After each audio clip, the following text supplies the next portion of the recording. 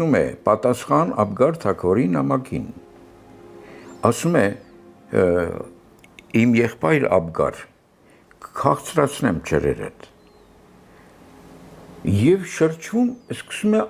չարի սատանայի հետ խոսել, ջրանացած։ Քրիստոս։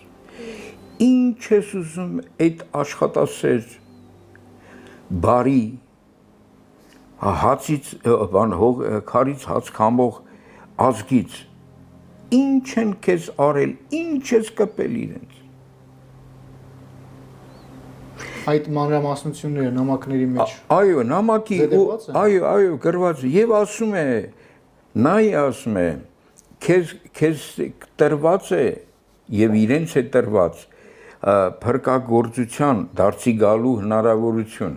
բայց երևում է դու միտ չունես դարձի գալու։ Չարին ասում։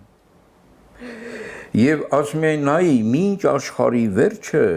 իրենք իմն են լինելու, իմն են։ Մեր մասին է խոսքը։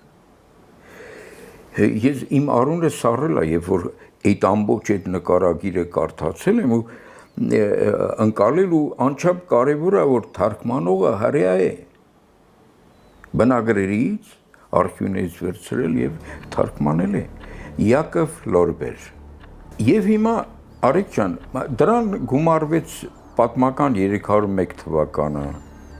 որը ասենք պետականորեն քրիստոնեություն սահմանվեց եւ այլն։ Դրանից հետո 405 թվականին տրվեց մարդկության ամբողջ պատմության ընթացքում Եզակի Այբուբեն։